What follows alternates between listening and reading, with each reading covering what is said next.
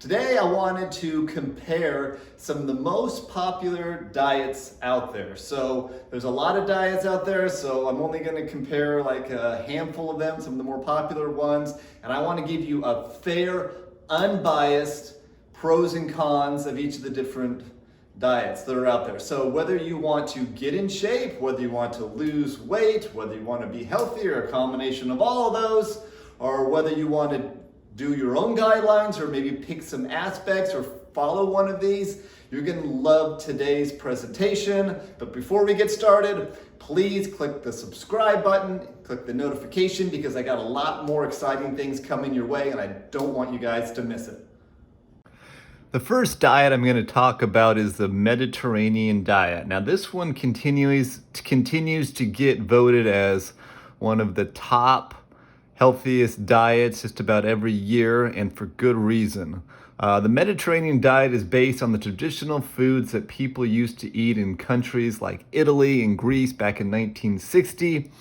Researchers noted that these people were exceptionally healthy compared to Americans and had a low risk of many lifestyle diseases. Now, it's good to note that there is no real one way to follow this diet. There's a few different versions, but here are some basic guidelines here. So the things to really focus on eating are vegetables, fruits, nuts, seeds, legumes, potatoes, whole grains, breads, herbs, spices, fish, seafood, extra virgin olive oil, and avocado. Things to eat in moderation: poultry, eggs, and dairy. Things to eat rarely: red meat. Things to not eat are sugar foods or drinks, refined grains, trans fats, refined oils, processed meat, and any highly processed foods. Some things you can drink are mainly water. Up to about one glass of red wine a day is okay, and coffee or tea is also okay. The Mediterranean diet is rich in healthy plant foods and relatively lower in animal foods, with a focus on fish and seafood. It might be the most heart-friendly diet because it is rich in fruits, veggies, whole grains, omega-3 fatty acids from fish, and low in saturated fats, sodium, and added sugars. Numerous studies have shown that the Mediterranean diet can cause weight loss and help prevent heart attacks, strokes, type 2 diabetes, and premature death. Though you must read food labels carefully on this diet. Tracking calories or macronutrients is usually not needed on this diet, but if for some reason you're still not losing weight, you still may have to do that. But the diet does eliminate sweets, so something to keep in mind, but they still can be eaten in moderation if you choose to. The next diet I want to go over with you is the DASH diet, which stands for Dietary Approaches to Stop Hypertension. It is a dietary pattern promoted by the US-based National Heart, Lung, and Blood Institute to prevent and control hypertension. The diet encourages you to reduce the sodium in your diet and eat a variety of foods rich in nutrients that help lower blood pressure. Because it is a healthy way of eating, it offers health benefits besides just lowering your blood pressure. Now, the things on this one is the things that encourages you to eat are grains, and it actually gives you kind of a serving guideline here. So 68 servings of grains a day, focus more on whole grains. Vegetables, eat 4 to 5 servings a day. Fruits, 4 to 5 servings a day. Dairy, eat about 2 to 3 servings a day. Lean meat, poultry, and fish, it recommends about 6 ounces or fewer a day. Nuts, seeds, and legumes, about 4 to 5 servings a week. These are consumed a little less only because they are higher in calories. Even though they're healthy foods, they are a little higher in calories.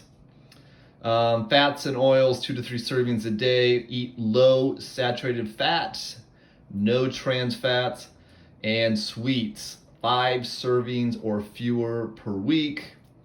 It does not banish sweets entirely, just wants you to go easy on them. Alcohol wants you to limit your alcohol, but does not address caffeine. The DASH diet encourages you to reduce the sodium in your diet and eat a variety of foods rich in nutrients that help lower blood pressure, like potassium, calcium, and magnesium. Because the DASH diet is a healthy way of eating, it offers other health benefits besides just lowering blood pressure. It also is in line with dietary recommendations to prevent osteoporosis, cancer, heart disease, stroke, and diabetes. The suggested servings from each food group are based off of 2,000 calorie diets.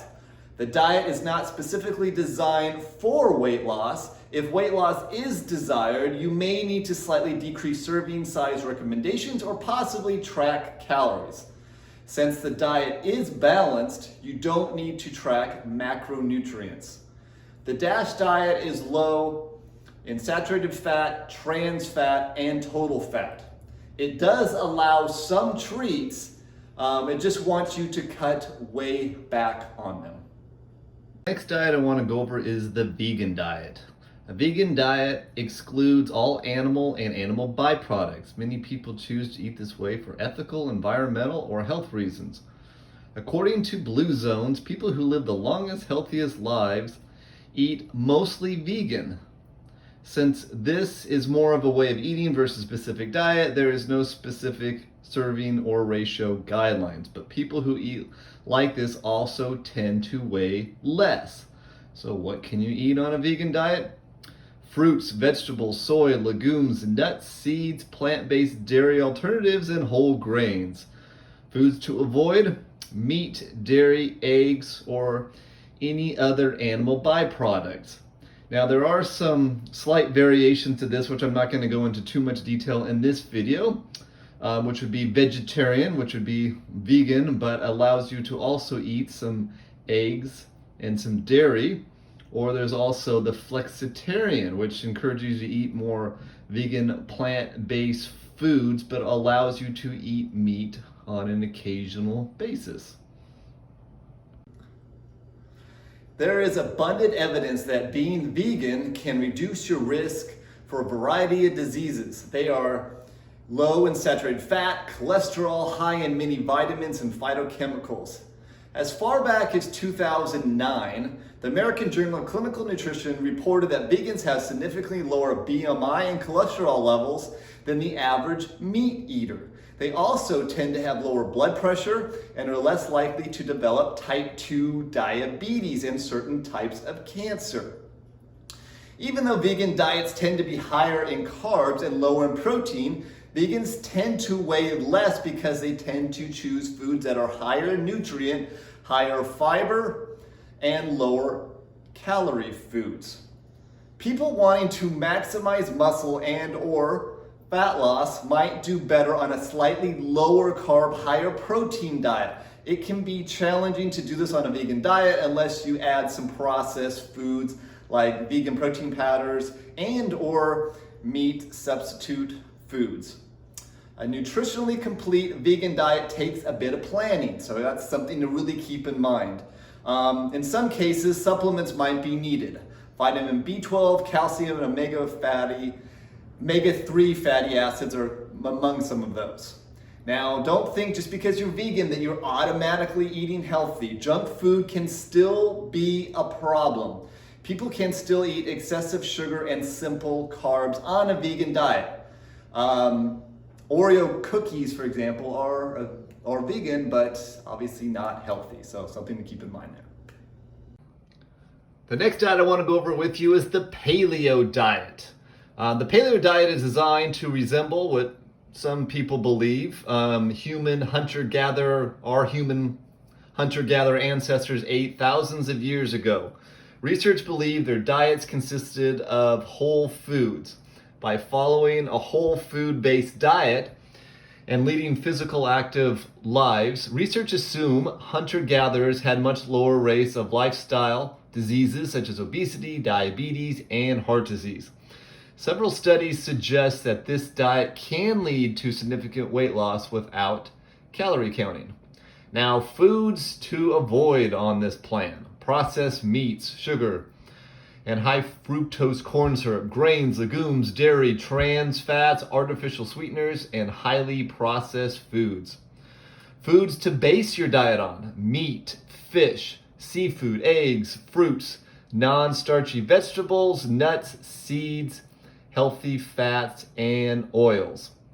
Some indulgences in small amounts that you can have are wine and 70% or higher dark chocolate. Paleo dieters hold that the body is not built for handling food that has been produced through agriculture or industrial processes, that food derived from these sources is the cause of illnesses such as diabetes, cancer, and obesity.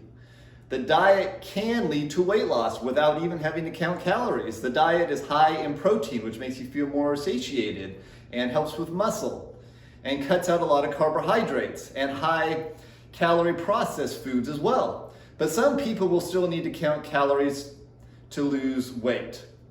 The diet is high in nutrient foods, like really high nutrient foods like fruits, veggies, and healthy fats. The diet cuts out low nutrient, high calorie processed foods. That's another good thing. It may be of concern though to cut out grains and legumes. They help our bodies control blood sugar, lower cholesterol, and fight the risk of chronic diseases. High levels of meat and saturated fat can also increase heart disease as well as certain kinds of cancers. This is something to kind of keep in mind there. Lower carbohydrate diets can decrease energy and exercise performance. That's something you can try out and see if that's the case for you. The next diet I want to go over with you is the keto diet. The keto diet is a high fat, moderate protein, low carbohydrate eating pattern which differs drastically from general healthy eating patterns. The diet aims to force your body into using a different type of fuel. Instead of relying on glucose for fuel, this diet forces your body to use ketones for energy, a type of fuel your liver produces from stored fat. The lack of glucose coming from carbohydrates puts your body into this ketosis state. Now, in the lack of carbohydrates, also eating too much protein can also interfere with ketosis. So the recommended amount of carbs in this diet is about 20 to 50 grams per day. Most people on this diet do lose weight very quickly. Now, to get your body into ketosis, it is recommended that you eat about 75% of your calories from fat, 20% from protein, and 5% from carbohydrates. So it is a very high fat, very moderate protein, and very low carbohydrate diet. Foods to eat on this plan: oils, avocado, heavy cream, butter, cheese, coconut, nuts, seeds, non-starchy vegetables, meat, preferably higher fat, eggs, and fish. Foods to avoid: fruit, small amounts of berries or lemons are allowed, as long as you keep the carbs under the recommendation. Grains, milk, legumes, starchy vegetables, and also sugar are all foods to avoid. The keto diet is a really popular extreme weight loss diet. The diet also claims to have health benefits, even though it does go against normal healthy eating guidelines. Though the diet has been proven to help people with epilepsy. The diet does reduce processed foods and encourages a lot of green leafy vegetables. Most people lose weight quickly on the diet, usually without having to calorie count. But because the diet is so restrictive and difficult to follow, it has been shown to have a low long-term weight loss success rate. So if you do go on the diet, you might want to think about, once you get down to your goal, what is maybe your transition? So something to think about.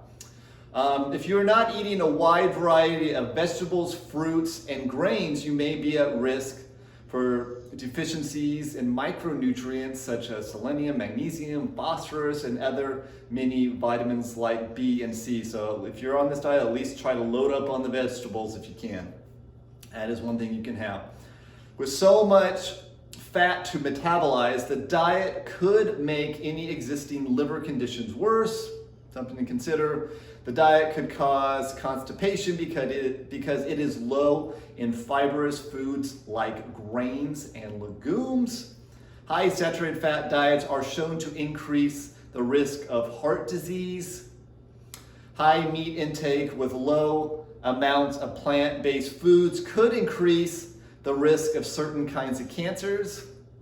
Some people on the diet experience an upset stomach, headache, fatigue, dizzy spells, brain fog, and bad breath. Those are just some possible side effects, but everyone is a little bit different.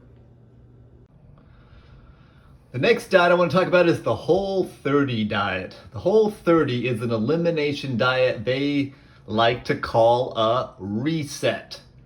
The goal to this is to only eat certain whole foods for 30 days in order to identify food sensitivities. You must commit to the full program exactly as written, 100% for 30 days, or you will have to start over again on day 1. After 30 days, you will slowly introduce food groups back in your diet and see how your body reacts. The diet claims that you will feel so much better, lose weight, reduce food cravings, and have incredible health benefits if you take 30 days to cleanse your body of bad foods and identify, so you can eliminate, foods that you are sensitive to. So, foods to eat during those first 30 days. Meat, seafood, eggs, vegetables, fruit, nuts, seeds, plant oils, herbs, spices, and seasonings. Foods to avoid for 30 days. Sugar or artificial sugar. Alcohol, grains, legumes, soy, dairy, junk foods, and processed foods. Also, they don't want you to step on the scale for those first 30 days.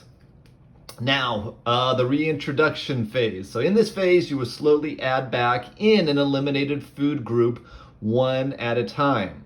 So for one day, you'll add a new food group in, and then you'll go for 2 days going to whole 30 foods only, and then you'll continue to repeat this with new food groups.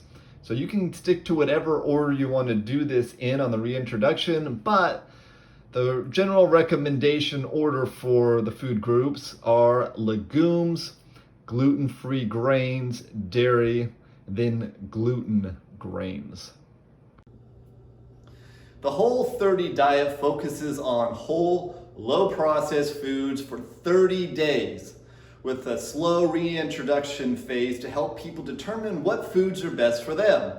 The health claims are better digestion, better immune system, more energy, less food cravings, improve medical problems, reduce bloating, improve skin, and promote weight loss. For 30 days, you just focus on whole, low processed foods, cut out all junk food, cut out anything artificial, but also cut out some healthy foods packed with fiber and vitamins. Doctors commonly prescribe elimination diets to patients with potential allergies, digestive problems, rashes, or other difficult to diagnose symptoms. So this diet might be really good for some people, but not necessarily the right fit for everyone. Most people lose weight in the first 30 days without calorie counting, but this diet does not support long-term weight loss because it's only a short-term diet. This diet is very restrictive, no cheating at all for the first 30 days, or you have to start the program over again. The diet takes a lot of planning because it continues to change after the first 30 days. This can be very difficult to stick to. Okay, so the last diet I want to go over with you is MyWW, also formerly known, which most of you know it as, Weight Watchers. The WW program lets you eat whatever you want as long as you stick to your daily Smart Points target, a number based on your gender, weight, height, and age. You can track your points on the mobile app, and I've heard it's very user-friendly. Foods higher in saturated fat or sugar are higher in points. Depending on the food plan you're following, you will have between 100 to 300 0-point foods that you can eat, foods that are considered healthier. You can also combine this with weekly meetings for more tips, accountability, and social support. A weekly weigh-in is done at the meetings. Now, there are three basic WW plans. So there's the green plan, which offers the smallest list of 0-point foods, which is about 100 0-point foods, and the largest daily points budget. So it gives you more points, but there's less 0-point foods. The lowest daily points total on green is around 30, just to kind of give you an idea. The 0-point foods are limited to fruits and non-starchy vegetables. This plan is closer to the original Weight Watchers program before the Freestyle program was introduced. The next one, which is blue, and this is the one that I think most people doing the WW program do, is blue. That's the most popular one. This plan was formerly known as Freestyle. So this is the middle of the road 0-point plan. So you get 200 0-point foods. The lowest daily points allowed on blue is around 23. This plan adds some starchy vegetables, skinless chicken and turkey breast, eggs, fish and shellfish, legumes, non-fat yogurt, and tofu. So those are all 0-point foods. So this is kind of the middle of the road. So you get a decent amount, quite a bit actually, of 0-point foods, but you still have to then count a bunch as well. Now, purple. The purple offers the largest list of 0-point foods. So you get a lot of 0-point foods. There's not as much to record, but you don't get a lot of daily points on the ones you do have to count. So you only get about 16 as the lowest daily points. In addition to other 0-point foods, it adds potatoes, whole wheat pasta, brown rice, oats, barley, and quinoa. Each plan has a bank of weekly points. Each plan also has a rollover of up to 4 unused daily smart points that can be added to weekly point allowance to be used later. The Weight Watcher plan just converts different calorie foods into points so that it becomes a simple way of getting you to eat less than you burn. The idea is to be on a diet without actually feeling like you're on a diet. You can have what you want, you just have to learn to budget for it. You will also feel really hungry if you don't eat more healthy foods and bad foods. This plan does not eliminate any food or tell you how many servings of each food group to eat, but it does encourage you to eat more healthy foods and less bad foods. Even though this plan is more geared towards weight loss, it can also be a decent health plan as well. This has been proven to be a good long-term plan for weight loss. It does not encourage quick results, is really simple and realistic for most people, and combines a social support and accountability factor, which is really important. This program has been popular for a long time. It just continues to get updated and improved.